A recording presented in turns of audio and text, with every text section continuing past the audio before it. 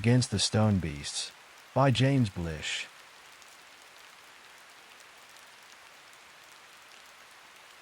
The letters on the fly-speck glass were simple, almost dogmatic. Andreson eyed them with some amusement. Art agents seldom have any taste, he thought. Can't afford to. The sign repeated, special showing of surrealist paintings, and declined to offer further information.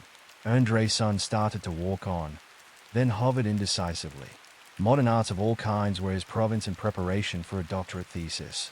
It wouldn't do to let the smallest example go by without inspection. He went in. The improvised gallery was musty with the odor of departed vegetables, and very cold. Like the sign, the show had been set up with a braggart simplicity. No programs, no furniture, no eager guides. There were not even any guards. Andreson wondered what was to stop a thief from stooping under the heavy wren rope, which kept the frames out of reach of curious or greedy fingers, and making off with the whole collection. With his first look at the paintings themselves, Andreson was blessing his good demon fervently for having guided his footsteps. He could not place the works in any specific category. They certainly were not surrealistic, unless the word had been used in its original meaning of superrealistic. The artist had used fantasy for his sources, true enough, but the results were not the usual shapelessness. He angled his long body over the rope and inspected the nearest one. It was a huge canvas, reaching almost to the floor, and it depicted a building or similar structure like a glistening glass rod, rising from a forest of lesser rods toward a red sun of almost tangible hotness. A single figure, man-like, but borne aloft on taut, delicate wings which suggested a bat rather than a human, floated over the nearest of the towers.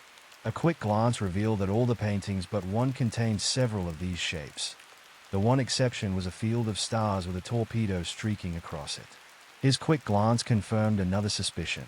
The scenes were in deliberate order, as if attempting a pictorial history of the flying people. He felt vaguely disappointed. This stuff was garden-variety fantasy, verging on the conceptions of science fiction. Still, there was a magnificent technique behind it all, a blending and effacing of brushstrokes which made the Dutch look like billboard splashes, and a mastery of glaze which made each scene glow like an illuminated transparency. This last painting by the door, for instance, it showed the translucent city again, with approximately the same details, but with a barely perceptible dimming of the red sunlight. A single tower jaggedly shattered, a few other tiny touches. The artist had given it an atmosphere of almost unbearable desolation. It was the same fabulous metropolis, but it was tragic, deserted, lost. Peering hopelessly from the summit of the broken tower was a tiny face, looking directly upward at Andreson. He allowed himself an appreciative shudder, and methodically went around the gallery, following the history the pictures built up. It seemed commonplace enough. A race of space travelers who had colonized the Earth, perhaps sometime in the dim past, had built a civilization, and had finally succumbed to some undepicted doom. What was amazing was the utterly convincing way the well-worn story was told. It was real, super real, indeed, for it commanded more belief and sympathy than the everyday human tragedies.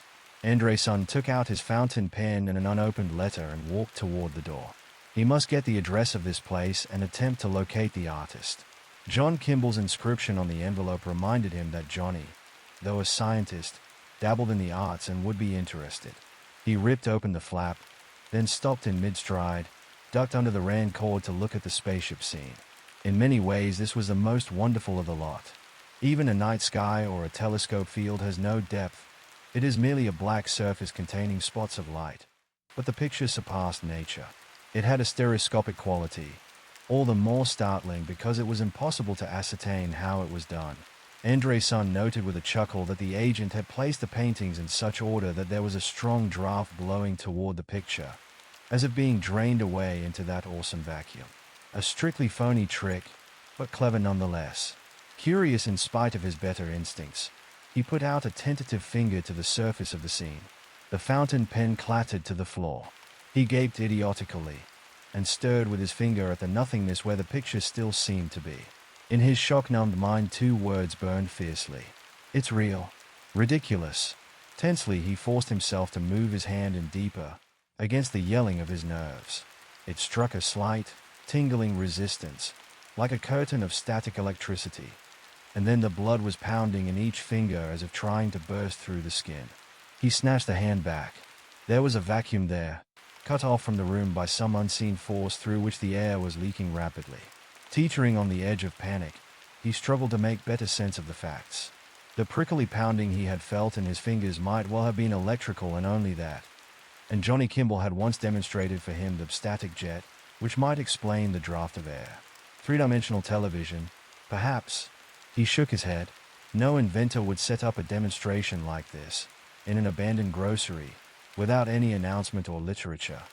Nor would there be likely to be 18 screens, each one showing a motionless and quite impossible scene. No, it was insane. But these garish things were. Windows. Into what? Clutching at his frayed emotions, he took a step toward the next frame. His foot crunched on the forgotten fountain pen. For a second he flailed in terror at nothing, and then pitched head foremost over the low ledge. After a moment the sweet piping spoke again. "You are not hurt. The mental shock will pass shortly."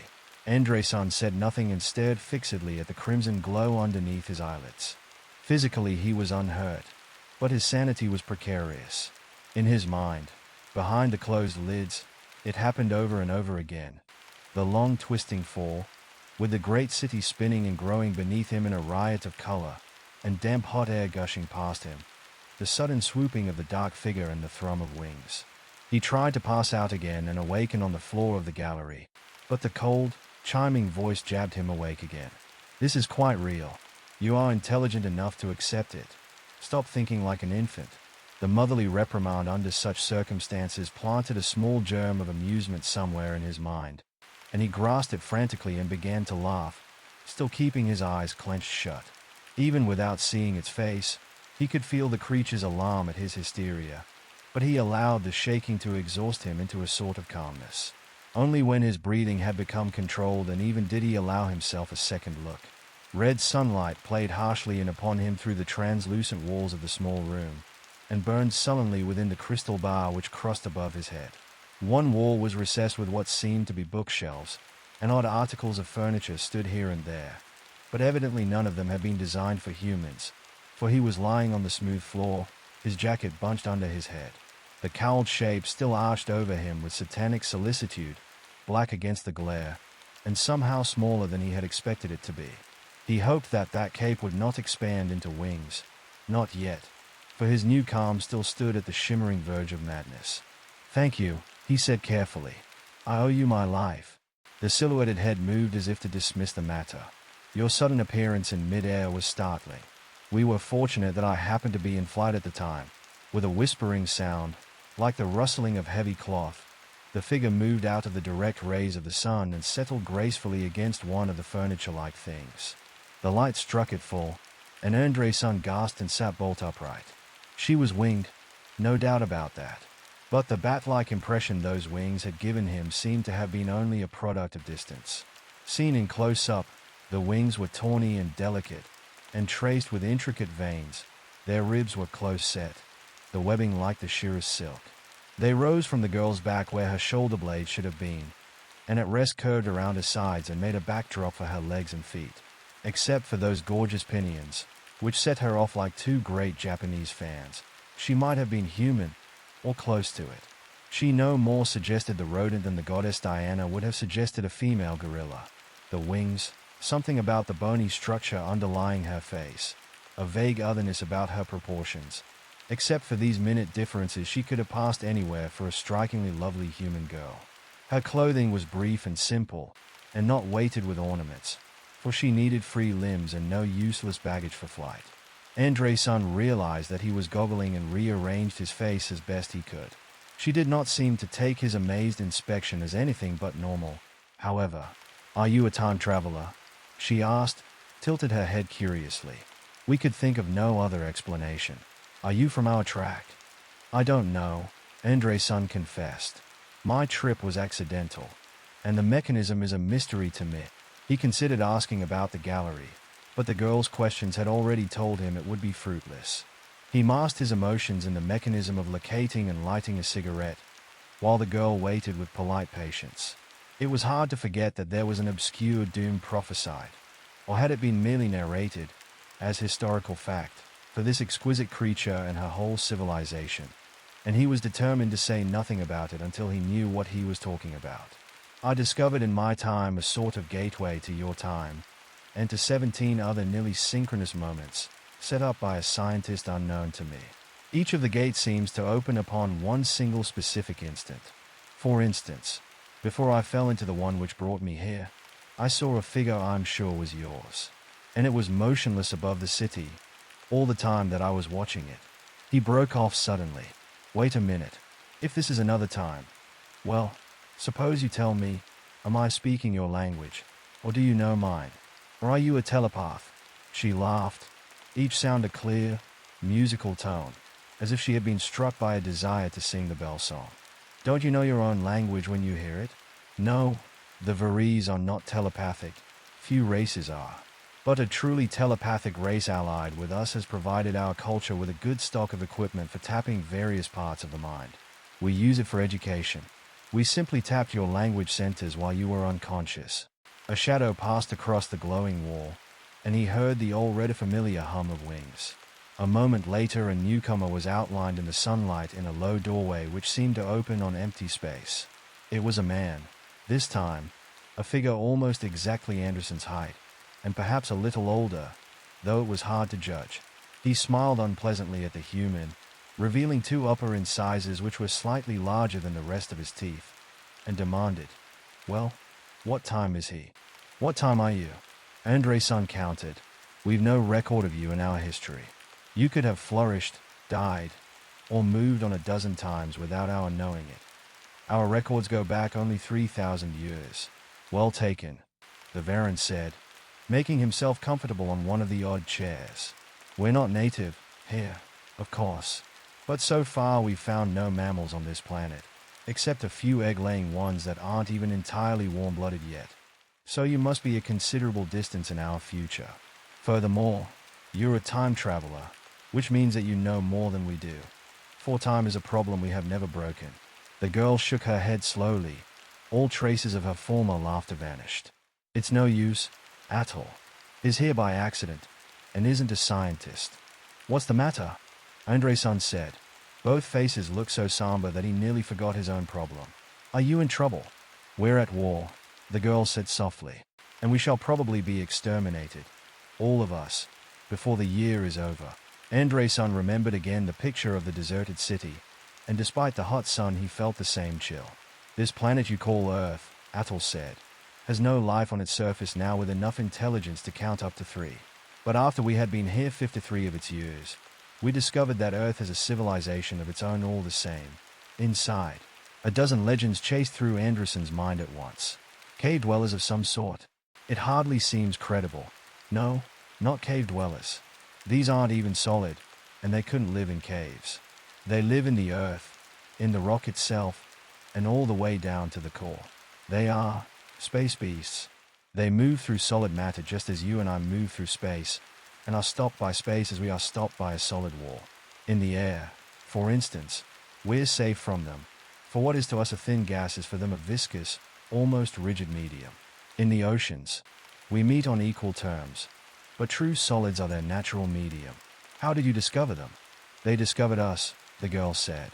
"They have besieged the city ever since the 53rd year after our landing.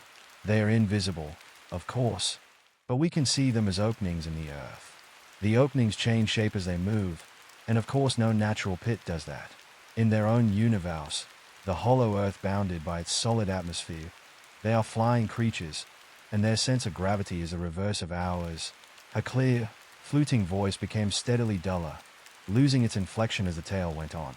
"Before we came here," she said, "we had encountered what our scientists call countermatter, matter of opposite electrical nature to ours. But this complete inversion of space-matter relationships was unknown to us. The space beasts knew about it. They are bent on driving us from the Earth." Andre-san felt his mind reeling into hysteria again. It was difficult enough to accept the spotless, shining glass chamber and the two winged Varese, but this story of an inside-out universe and its air-treading masters, if only John Kimball had been the one to hear it. "Sometimes," Atoll said reflectively, "I think the Varese have earned their defeat. There was a time when we were carrying the fight into the enemy's own cosmos. But it was their cosmos, not ours. And they knew it very well. Our change of state, while it enabled us to see our foes, could not change our mental orientation. We were lost in that hollow darkness. We could not forget that each great gulf was actually a mountain. The sudden chasms were buildings we ourselves had built, and the things like tiny burrows which kept opening and closing all about our feet were the footfalls of our brothers. And the space beasts swooped upon us, each of them with 6 tiers of wings muttering against the solid magma of the earth, and our weapons were crude and worthless. Anderson's mind tasted the concept and rejected it with a shudder. But surely, he said as steadily as he could, you must have better weapons. Now. Oh, yes, we have the weapons. But we are decadent, and have lost the initiative to be the aggressors. The machines that accomplished the reversal of state for our ancestors have lain idle for a century in the bowels of our city. We no longer understand them. We are dying, first of all, of old age. The space beasts are the accident that speeds us along the way. Shall I tell you what we use against them now? The girl stirred protestingly. Andre-san looked at her, but she would not return the glance. Atul went on relentlessly. Look, from under his tunic he produced a heavy, long metal rod. A club? But I don't see how. It's hollow, Atul said succinctly. The metal, of course, is useless, but the vacuum inside is steel hard to them. Space crushing into space, and gouts of hard radiation bursting like blood from the contact.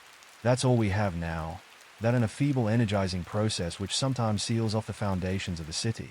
Walls and clubs, our last miserable recourses. And then the space beasts will own the Earth again.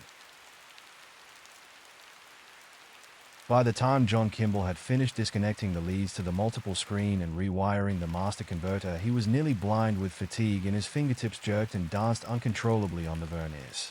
The sleepless nights of the previous week, and the emotional strain under which he had been working throughout, was taking its toll now. After the wave-splitting effect had first suggested it to him, he had spent most of the week erecting the demonstration, and quite probably the triumphant letter he had mailed to Andre-san afterwards had been a little crazy. As soon as he had posted the letter, he had managed to get in about 20 hours of death-like slumber. It was hardly enough, but there was no help for that now. Except for the first, sickening shock. For the discarded, empty envelope on the floor, the splintered fountain pen, and the one screen featureless and flickeringly gray, had told him what had happened in instant detail. He had wasted no time cursing himself for his grandiose gallery stunt. The Colossus in the cellar would need many hours of weary, desperate work before the cauterized scars of Anderson's cannoning fall through the tissues of time would open enough to permit Kimball to follow. A tumbler clicked in the pre-dawn silence, and a flood of magnetons sped through the primary coils. The ensuing process was quiet and invisible, but Kimball could feel it, the familiar, nauseating strain which had first led him to the basic principle. It meant that tiny lacunae were being born in the fabric of time, spreading and merging as the spinning magnetic field tore at them. He slumped on his stool and waited. He was not sure that the last hour's work had been even approximately right, but his gibbering nerves would no longer permit calculation or delicate mechanical correction. The die was cast, and wherever the nascent achronic gateway led, he would have to follow. After a moment he discovered that the climbing dial needles were hypnotizing him. Getting up from the stool, he proceeded to collect his equipment, moving like a zombie. It was futile to wish he had studied the period more closely, but at least it was clear that the age of the winged colonists had been warfare. Best to be armed, though there was a good chance that his pistol would be far outclassed. A flashlight clipped to his belt, and an alcohol compass tuned to the machine's field rather than the Earth's, and he was ready. He stepped into the heavy torus coil which terminated the series. There had been no time to set up a new frame, and turned out the cellar light. The machine made no sound, and in the blackness no one could have seen that after a few moments it was alone. The light of the red sun ran back and forth along the catwalk in quivering lines, and all around it the city glistened in pharaoh-like beauty. Andre-san regarded the bridge dubiously. It was little more than a thread of crystal. "It will bear your weight," the girl said, mistaking his trepidation. Masking his thoughts, he set out across it. "They have come through several times, just recently," Atul continued evenly. "In a sort of borer. I suppose they thought of it as that. whose walls were invisible, its machinery a contorted group of vacancies in a solid interior. But we destroyed the solid part, and they were crushed. It is hard to imagine how empty space could crush. But we have the law that two objects may not exist in the same space at the same time, and this seems to be its converse. André-san tried it out. Two spaces cannot exist in the same. In the same what? Abruptly his head was whirling, and in the vast distance the earth reeled and shuddered. The glassy thread under his feet seemed to swivel back and forth like a tightrope. He was going over. Behind him, powerful veins cracked open, and lean hands grappled his shoulders firmly. "Thanks," he gasped, flailing with his feet at the landing of the next building. Atul grinned contemptuously and leaned him against the wall like a mannequin. Nevertheless, the winged man proceeded as imperturbably as ever. They learn rapidly. If they ever find out the secret of reversing their condition, we can close the book on Varen history. He jerked open the door to which the platform led, and André-san and the girl followed him through. From the level upon which they were standing all the way up to the summit of this new tower, there was a vast chamber, domed with a clear roof. Around the base of the dome proper a ledge or platform ran, upon which was more of the furniture-like stuff, evidently a sort of solarium. Extending outside the walls as well as inside, it gave the building the look of a giant in a plastic helmet. At the apex of the dome a gem, like a giant's diamond, was fixed, rotating slowly, catching the sunlight and sending a parade of rainbow hues over the seats banked far below. "Starstone Chamber," the girl said. "Our council hall. It's beautiful. Not a place for stuffer-minded men, I'd say." They walked down through the tiers of seats toward the bottom of the arena, where what appeared to be the head of a spiral staircase was visible. "Where are we bound?" "To go sec, one of our senior psychologists," Atul said. "We want to see what we can dredge up about the sciences of your period. Doubtless your observation, being untrained, missed most of the essentials, but there ought to be some kind of residuum in your subconscious. Why don't you fly me back to where I fell out of?" André-san suggested stiffly. "I realize that you can't expect to remember the exact spot, but those windows must look both ways, and should be findable. I could send you a more suitable specimen, a friend of mine who's a scientist." "We do know the exact spot," Atul interrupted. "We have detectors in operation at all times, naturally, but a thorough search of that area revealed nothing." André-san sighed. "I was afraid of that. The apparatus evidently wasn't intended to be used for an airplane. I suppose I blew it out." The girl, who had been preceding them, stopped at the top of the stairwell and leveled a dainty finger at Atul. "Why don't you stop tormenting him because he's not a scientist?" she demanded angrily. "It isn't his fault. He's doing his best for us." Atul's eyebrows would have shot up, had he had any. "Certainly," he purred, with an ironical gesture. "I'm sure you understand my attitude, Mr. André-san. As a non-scientist, you are more of a curiosity than a gift, and that is a disappointment to us. We shall try to make your stay here as comfortable and as short as possible." André-san, taken aback at the girl's sudden outburst, hardly knew what to say. He was spared the task of replying. However, the sun went out. The girl gave a smothered little cry, and the human clumsily tried to make his way through the blackness toward where he had last seen her. A powerful four-fingered hand grasped his elbow roughly. "Stand still," Atul growled. "Gina, it may be another attack. Wait for the tower lights." André-san was uncertain as to whether Gina was an expletive or the girl's name, which he had never heard before, but he stood still, resisting an impulse to shake Atul off. After a moment an eerie sound drifted to his ears, a distant, musical keening. "Ah, it is a raid. There's the alarm." As he spoke, a dim radiance filtered down over them, bringing the ranked seats of the council chamber into ghostly relief. It was coming down from the dome, but the great jewel no longer scattered rainbows. The light did not seem to have any single source. Aloft with him, Atul ordered. Reluctantly the girl gripped the Earthman's other arm, and two pairs of wings thrummed together in the echoing chamber. He felt himself arrowing dizzily skyward, and tried to hold his body stiff. A second later they were standing on the high ledge among the deserted couches. Below them, the city, seen here from its highest tower, was presenting a heart-stopping new facet of its beauty. Every one of the crystalline shafts were gleaming with blue-white flame along its entire length. Though no single one was too bright to be looked at directly, their total effect was of a sea of light almost as brilliant as high noon. Tiny motes drifted back and forth across the pillars of radiance, varans in flight, evidently going to their posts in answer to the alarm. But when André-san looked up to see what had happened to the sun, what he saw wiped the miracle of the city from his mind. The sky had turned to rock. The whole metropolis was trapped in a tremendous hemisphere of some strange substance, a stony bowl, smooth and polished, and veined with dark red lines like bad marble. Here and there the glow of the city struck sullen fire against the lava-like surface. When Atul finally spoke, his voice had none of its previous arrogance. "They have us now," he husked. "Our sky is granite to them, and they've destroyed cubic miles of it, instantaneously. Our power, our air, cut off. They've worked a miracle," the girl said with unwilling respect. "The beasts are scientists. We knew that in the beginning. Don't you see, Atul? They'll use that dome to get above the city. And they're borers, too." Indecisively, Atul spread his wings halfway.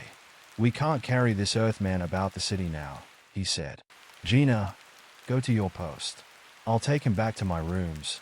"But," André-san and the girl protested simultaneously. "Need I remind you that I command this sector during emergencies? By council order," the Varan snapped. "He'll be no safer with us than alone in the apartments. Take him down again." Mutely Gina took the human's arm, and the two picked him up again. He was becoming a little tired of being catapulted through the air once every hour, and plunged back to the catwalk door. "All right," the Varan told the girl, his voice edged with impatience. "You're needed elsewhere, Gina." She disappeared silently into the cavern of Starstone Chamber. Atul slid the door back and cocked his head, a grotesque silhouette against the faintly hazed oval opening. After a moment, André-san heard the sound too, a weird, intermittent buzzing noise. It set his teeth on edge, and sent little waves of sheer hatred coursing through his body. The stocky Varan drew him out onto the platform and pointed upward. "Borers," he grunted. "You can see one from here." It was quite high, about halfway between the summit of the tower and the surface of the rock sky, and moving very slowly. It reminded André-san of a legless centipede, a long, joined cylinder, with the same stony, red-veined texture that the Great Ball presented. In the feeble light he thought he saw small openings appearing and vanishing, the space beasts moving about inside their mechanism. The brief glimpse was somehow the most horrible thing he had ever seen. He could distinguish at least two other tones in the gruesome buzzing, and he knew that the borer was not alone above the city. "They've learned that hollow things are deadly. Learn from us," Atul spat out bitterly. "See the column of light inching out from the borer's nose? They are disintegrating a tunnel for their vacuum torpedoes. It's a slow-motion kind of warfare, but when one side wins constantly, it can't last forever. Feel the radiation." André-san discovered that he was scratching. His skin felt as if he had a mild sunburn. "The boring mechanism," he suggested. "Right," Atul admitted, his tone grudging. "Matter against matter generates radiant heat. Space against space generates X-rays and worse.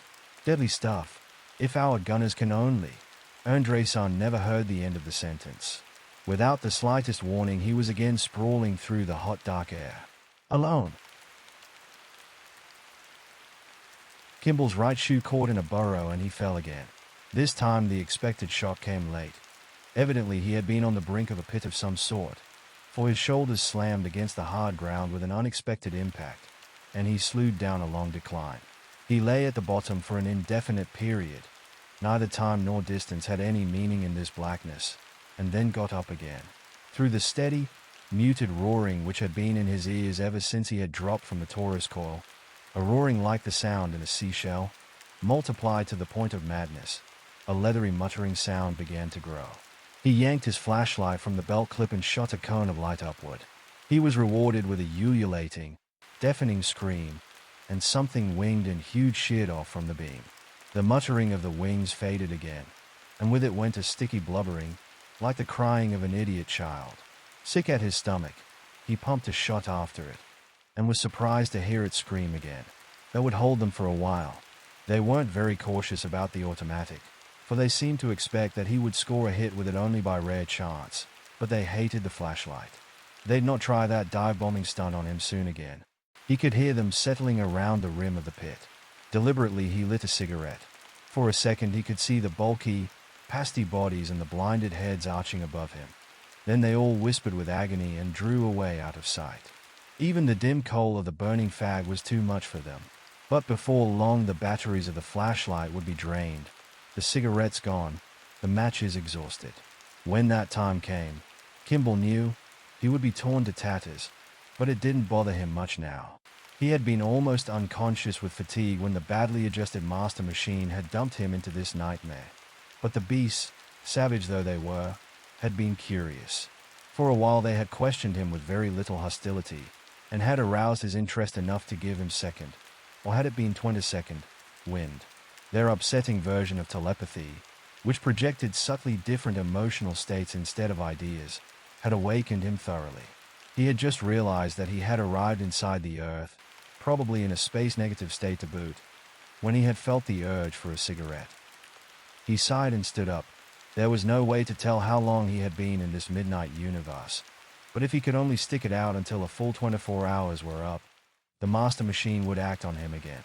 The faulty windings of its coils would prevent it from returning him to the abandoned grocery as it was supposed to do, but at least it would throw him out of this black, demon-haunted universe. At his movement, the beast rustled eagerly back to the rim of the pit, scarcely audible in the mass echo which was as natural to the hollow world as air. He turned on the flashlight, pointing it at the ground. He did not care to hear them all scream at once. There was a thundering flurry of wings above him, then silence. Doggedly, he began to climb. Keep moving, he thought. You can sleep in your next universe, wherever that'll be. The beast wheeled patiently. André-san lay tasting the sensation of being dead for several minutes before he realized that he was hardly even jarred. His eyes were open, but nothing he could see made sense to him. There was no sign of Atul. Lying flat on his back, he looked stupidly upward at a column of soft light that seemed to reach miles into the air, ending in glowing haze. The rock dome had vanished, and in its place was a pattern of gigantic, garish stalactites. Wait a minute. There was something familiar here. He rolled over cautiously and found an edge to the mysterious surface he had fallen to. He thrust his head over it and peered downward. The rock dome was below him, not above. The space beasts, who reacted to gravity in reverse, had imposed their environment upon the city. Only the solarium platform, which had been directly above where he had been standing on the catwalk, had saved him from mashing against the dome. He wondered if the Varan gunners had been able to hit any of the borers under these conditions. He couldn't hear the buzzing sound. No, wait, there was a single buzzing tone, seemingly far away. Well, 2 down. Anyhow, a winged figure sailed by below him, its pinions tensely outspread, gulling the air. He shouted at it, but there was no response. He wondered what had happened to Atul. He must have fallen from the catwalk, too, but certainly he couldn't have been hurt. He didn't look like the type to pass out in midair. André-san called again. After a pause, an infinitely remote response came back to him. Atul Atul tel tel el. The echo of his first shout. The Varan must have forgotten about him in the shock of the reversal, and flown off to his post, leaving the Earthman stranded. André-san knew it was quite possible that he had been deliberately abandoned, but he forced himself not to think about it. Right now, he had to get off this ledge and back inside a building. A preferable spot would be Atul's rooms. They were close, and there would be only a short, harmless distance to fall either way, no matter what the warring factions did with the city's gravity. Yet Atul's doorway, so mockingly close, was in reality as good as miles away unless he could figure out something nearly as good as flying. Suppose he should wait where he was, and fall back to the catwalk when the Varan succeeded in neutralizing the effect? He shuddered. The catwalk was narrow and he might easily miss it. In any case, it might take a long time. The space beasts seemed to have the edge on the Varan so far, and if they won, he'd starve here. He eyed the wall of the building above him. It was about 20 feet up to the catwalk, and no handholds were visible. The top side, now the underside, of the solarium platform was no better. All the furniture had long since fallen away, and even had it been still there, bolted to the surface, he'd have thought twice before trying to crawl from couch to couch towards Starstone Chamber's roof. It was a long way to the rock sky. He risked standing up, hoping that the Varese would not choose this instant to change things around again. If they did, he'd be dumped on his head. The illusion of downness was quite perfect, but it was hard to forget that it was an illusion. His knees wobbled as if he were standing on a pile of telephone books. After steadying himself against the wall, he made a slow circuit of the tower, stepping over the structural members of the platform cautiously. No doorways here. Even the flying people usually enter floors from the top side. Returning, he eyed the upper edge of the catwalk doorway. It was an 8-foot opening, and he was exactly 6 feet tall. That left a margin of about 6 feet, which he might be able to jump. He wasn't in very good shape, and the platform didn't offer much of a starting run, but he'd have to chance it. He backed gingerly to the edge of the platform, hunched, ran, leaped. He struck the glassy wall at full length and clawed frantically at it. Missed. The drop back to the deck knocked the wind out of him again, but he got up stubbornly. Crouch, run, leap. His hands lashed over the edge of the lintel and closed on it. Drawing his knees up into his waist, he planted his toes and heaved. The first push got his elbows over the edge, and after a long struggle he managed to bend his body over it at the belt. Suspended, he looked dizzily down at the inside of the chamber, his feet dangling in thin air. It was only an equivalent distance to the bottom side of the inner solarium platform, but he didn't want to go that way. There'd be no sense in rattling aimlessly about the roof of the hall, waiting for his back to be broken across the seats.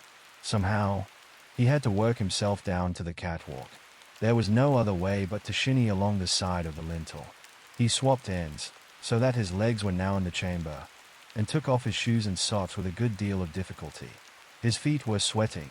Indeed, he was wet all over, so he wiped them with the tops of the socks. Then he began precariously to inch himself upward. By the time he made the bottom side of the catwalk, he was weak with fear, and his clothes were soaked. But he couldn't allow himself any time to recover, for there was now nothing above him but the chasm of the city street. He worked his way across on his hands and knees. No matter which way down was, this was a thin bridge for an earthbound man, a bridge much more decorative than it was useful, and lowered himself over the edge until he could curl his body around Atol's doorway. A moment later he was sprawled on Atol's ceiling, amid a litter of the surly Varan's personal effects. He had hardly come to rest when he fainted with a small sigh. The second flip over of the city's gravity barely jounced him, but it seemed to cause a lot of damage elsewhere. He had just gotten to his feet when a terrific crash rang from the street below, and was followed at once by others in other parts of the metropolis. He went to the catwalk and looked over it, very tentatively, for he was warier than ever of open spaces, but the distance was too great. He guessed that something which hadn't been fastened down when the original reversal took place had just made the return trip. As he peered, 4 or 5 of the winged people stepped from a platform far below his eyrie and began to mount.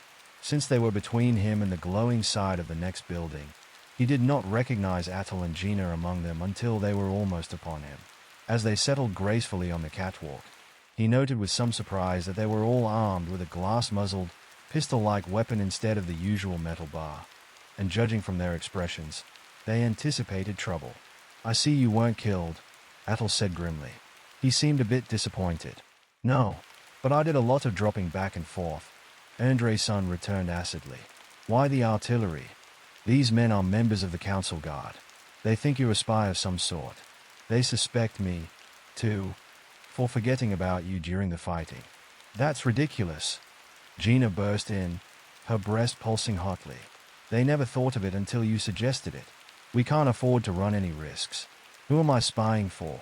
Andre-san demanded. "The beasts?" "Gina's right. It is ridiculous." "Yes, the beasts," one of the guardsmen said flatly. "You're a native of Earth, no matter what your time, and so are they. You could easily be the vanguard of a raid."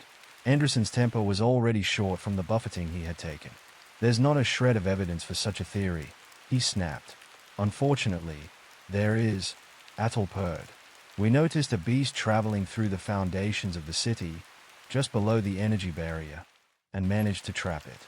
We let it get up into a pillar and then energized both ends. We were just about to kill it with hollow slugs when it materialized.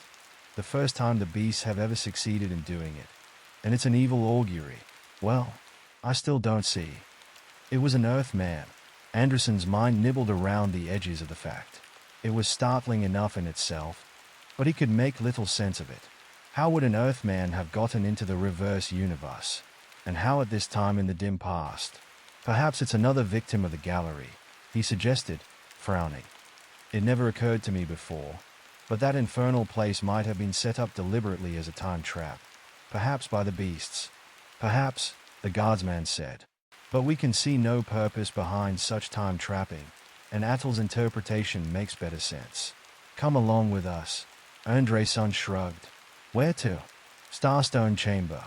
The council has been called to vote on what dispensation to make of both of you. Atol, hold his other arm. If the beasts wear down our shield, we will all be thrown on our heads again. The Earthman allowed the Varans to take his elbows without any protest. He had a very vivid picture of himself buttered crimsonly over the inner surface of the rock arching above. Save the heroics for later, he thought. He had imagined a council meeting as a huge affair, with all the banked chairs filled. But actually there were only about 20 of the Varese present, plus the lone, mysterious Earthman. Andre-san scanned the stranger's features eagerly as they approached.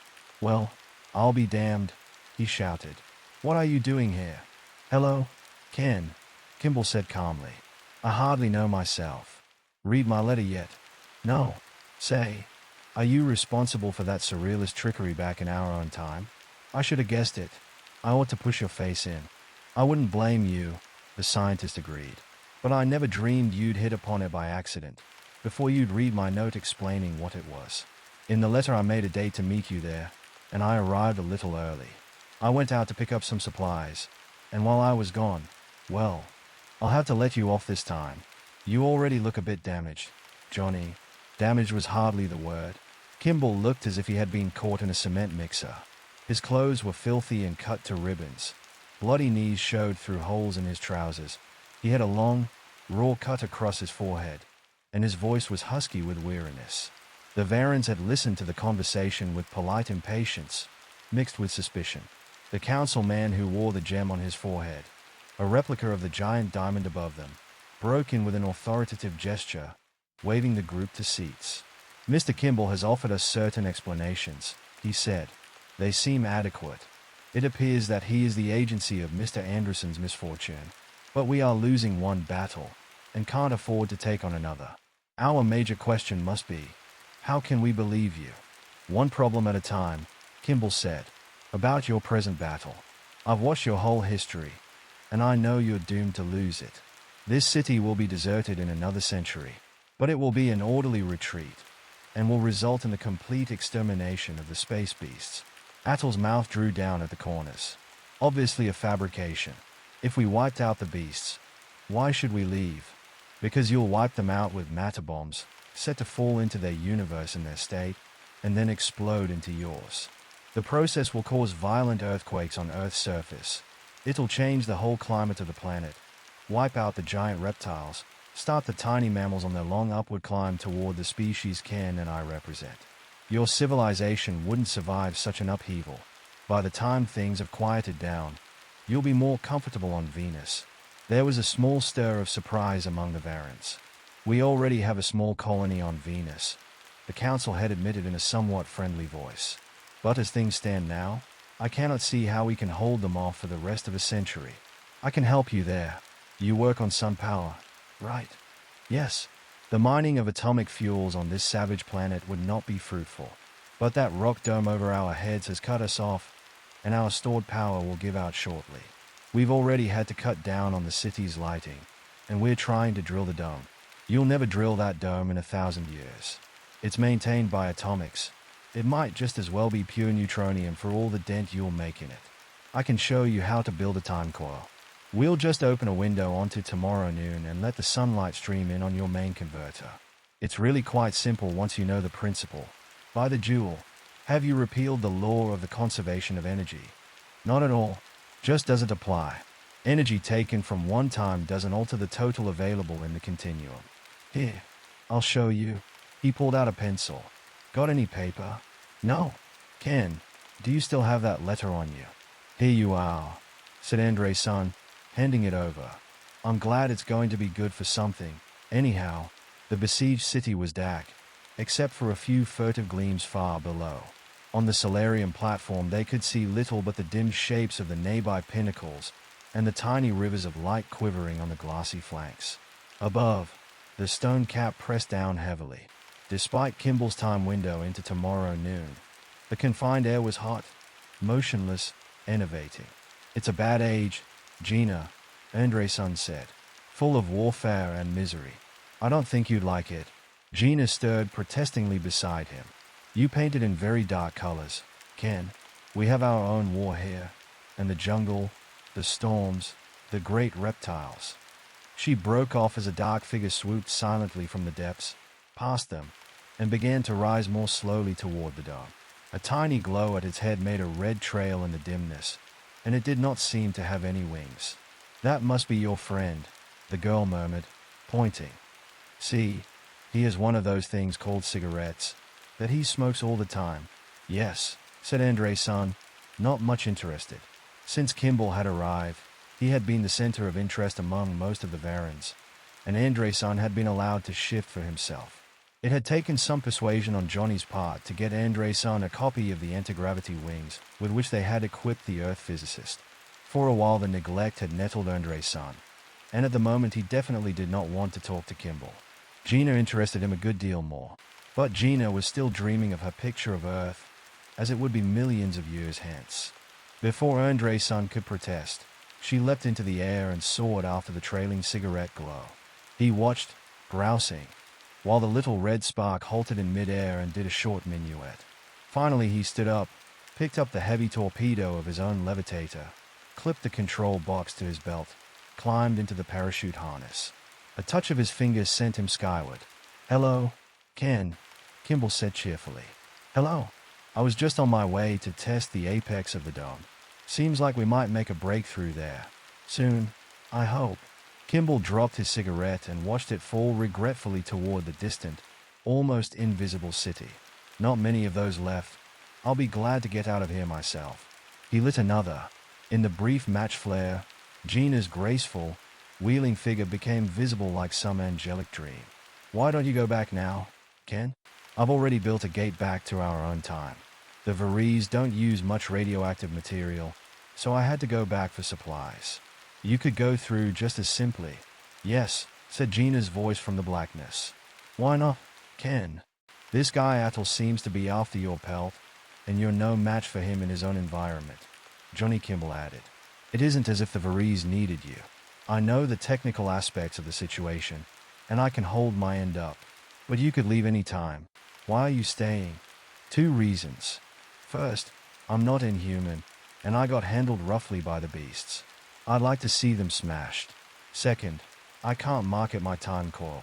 You can imagine what chaos it'd cause in our world. But the Varese have promised me this anti-gravity pack, and that's worth a lot. He waited for an answer, but Andre-san didn't see any sense in making one. After a moment his friend sighed. Well, got to get aloft. The glowing cigarette arced upwards, dimming gradually. Wings pulsed softly past Anderson's cheek. Why are you staying? Gina whispered. He tried to answer, but the moment's hesitation was fatal. The girl arrowed downward, a slim, lovely shadow in the artificial dusk. Her sweet, chiming voice drifted back tauntingly. Explain to the beasts. For a moment Andre-san hung motionless in his harness, keenly aware that he was perhaps the loneliest man since Adam. The city looked like a tinsel toy below him, and all around him was darkness and silence. The nearest human being was the only one within millennia of him, and among the Varese he had just one friend, maybe. Out of the murk a voice called mockingly. What are you dreaming, Earthman? Or should we say, plotting? Andre-san recognized the voice for Atul's, but could not place its direction. I'm on my way to join my friend at the apex of the dome, he said shortly. I'm not plotting anything, except getting home as soon as possible. Oh, that's odd. The Varen's voice roughened, then regained its first silkiness with obvious effort. I passed Gina on the way up. I thought you two might have been having a talk. Suppose we were. Andre-san demanded. What's that to you? The voice was closer now, and its tone was cold and hard. Andre-san rested his fingers lightly on the levitator controls, still looking about him in the blackness. A great deal to me. When the council voted to let your scientist accomplice have a free hand, I had to go along. But I still think you're both spies, and up to something dangerous. He paused, and at the same moment Andre-san spotted him, circling with silent, outspread wings, about 25 feet up from where the Earthman hung. He went right on looking, as if he had seen nothing, turning his head from side to side in apparent bewilderment. Follow us around. Then, if you have the time to waste, he said. 2 men against a city. You can afford to be brave. The odds are all on your side. You ground grubber, the Varan gritted. Follow you around, while you corrupt a Varan girl with your lies about the future, and plot to let the beast in. Do you think I'm such a fool? The council is blind with sitting so long under the Starstone. But there are still a few of us who can see. What with? Andre-san taunted. You seem to be all mouth. With a low snarl of rage, Atul plunged. His powerful wings furled tightly around his body. He dropped straight for the Earthman. In the dim light, Andre-san saw his massive right arm reach back to his belt. He was drawing his vacuum club. Andre-san jammed the button home and shot skyward. Inexperience told against him almost at once, for he had drawn the line too fine. His shoulder slammed hard against Atul's, and the bat-winged creature tumbled away from him. The harness continued to haul Andre-san blindly upwards. His collarbone sent out sharp pains with every movement. It seemed to be broken, or cracked at least. Was Atul? No. There he was, wings thrashing the air as he arrested his fall. The Earthman poked the belt control again, hovered over his fluttering opponent. 2 could play at this power dive game. Feet first, he arrowed downward, the hot air roaring in his ears. Somehow Atul saw him coming, furled his wings again. For what seemed an eternity the 2 fell, the city swelling beneath them from a hazy splotch to a bright quilt, and from that to a glowing cloudy mass. A jabbing finger reversed Anderson's belt, and slowly he began to gain. In the growing light he could see Atul's face, turned up toward him, smiling sardonically. Then the bat wings boomed out and Atul was gone, sailing easily around the nearest tower. Andre-san saw the thin, transparent thread of a bridge almost upon him, and tried to brake. But it was too late. If he stopped at this speed he'd black out. The bridge burst under his plummeting feet with the sound of a waterfall of plate glass, and something snapped in his left foot, sending fresh waves of pain through his body. The harness cut into him, yanking against his momentum, and he tried to pull out. At the bottom of his immense plunge he could clearly see figures in the once distant streets. Then he began to rise again. Instantly sharp-ribbed wings battered at him. An open hand struck him a terrific blow behind the ear, and a second later something long and steel-hard thudded into his ribs. He was flung forcibly against the side of the nearby building. Only the mechanical obedience of the levitator saved him. It had been set for up, and it dragged him on up, willy-nilly. A hot liquid oozed down his side from the blow of the vacuum rod. In a fog of pain he saw Atul banking purposefully for another assault, and clutched at the up control again. The levitator could climb faster than the Varan could, and Andre-san had a moment's respite. Grimly he kept on going, until a growing sense of pressure and heat warned him that the rock dome was near. Should he try to lose himself among the city towers, or yell to Johnny Kimball for help? His whole heart turned from the thought. His earthly life had not kept him in very good physical shape, but he'd always fought his own battles. It made no difference that his life was the stake of this one. I'll get him yet, he thought intensely. Get him without help, if it kills me. Well, Earthman. Atul's voice rang out below. The rock dome sent back a huge echo. Running already? If Gina could see her hero now. For a moment Andre-san was about to dive furiously after the Varan again, but he thought better of it. He remembered Johnny's words. You're no match for him in his own environment. But Atul was not fighting another winged man. He was fighting an Earthman with a levitator. That scrap between the buildings. Had Atul given such a buffeting to a Varan, he would have knocked him and that would have been the end of it. But the levitator couldn't be knocked out, no matter what happened to the man operating it. It wouldn't fall unless it was set to fall. There was something else, too. Birds fly because they are built for it. Among other things, they have a huge keel-like breastbone to which their flying muscles are anchored. But bats don't, and André-san bet that the Varens didn't either. Rodents are ancestrally ground animals, just like Earthmen, and have to adapt for flying in some other way. André-san smiled crookedly. There was only one way to test the idea. He touched the belt again, and the city began to swell beneath him. Atoll glided cautiously out of the way of his fall, then closed in. The Earthman shot off laterally, turned, began a tail chase. For a few seconds the absurd circling continued, each combatant trying to gain on the other. Then Atoll realized that the levitator could drive André-san faster than he could fly, and spun to face him with a single sweep of his wings. André-san made no attempt to stop. He shot directly into the Varen's arms. The vacuum rod crashed into his injured side again. Gritting his teeth, he grasped Atoll around the chest, trying for a half Nelson. The wings fluttered. The bar thudded home once more. Then Atoll broke free. "Monster!" he gasped. "What's the matter, Atoll?" André-san shouted raggedly. "Met your match." For an answer the Varen shot at him head first, like a gull-winged rocket. André-san flung himself lengthwise and grappled once more. Atoll's body, as he had suspected, was remarkably light, probably hollow-boned, and his arms were not nearly as strong as his wings. They simply couldn't be. This was the death struggle. Fiercely the two strove against each other. André-san locked one of the flailing legs, steadily forced the great body back. He had one hand free for a split second, and he grasped the belt control. The garish glow of the city began to brighten at an alarming rate. Atoll's hands fastened upon the Earthman's throat. André-san pried weakly at them, but he had already lost too much blood to be able to free himself with one hand. He clung doggedly to the belt control with the other. The city grew and grew. The blood pounded in his head, and his lungs burned like twin sacks of acid. The pillars of cold fire that were the city's towers flowed past him, blurring rapidly. At the last instant Atoll realized what was happening. A scream of terror was whipped from his mouth into the slipstream, and he released Anderson's throat to claw frantically at the hand on the belt control. But it had been too late seconds ago. André-san let go of him entirely, kicked himself free, began to break. The Varen spread his wings, and lost his life. The right pinion snapped back and broke at once. The veins on the left somehow withstood the blast, but the membrane between them could not. In a split second the living fabric was bloody tatters. Atoll's body slammed itself to jelly against the bright earth. Dizzy and sick, André-san concentrated on cutting down the terrific velocity the levitator had built up. He succeeded fairly well, though he broke the other foot when he struck. The levitator held him upright, swaying. A cloud of winged creatures gathered around him. One of them he thought he recognized. "Gina." "Yes, Ken. We saw most of the fighting." "How?"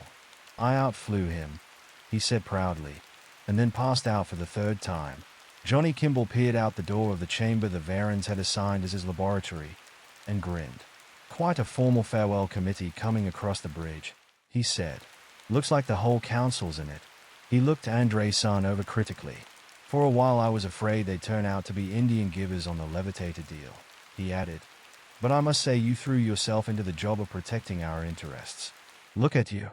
Both feet bandaged, chest bound, right shoulder strapped up.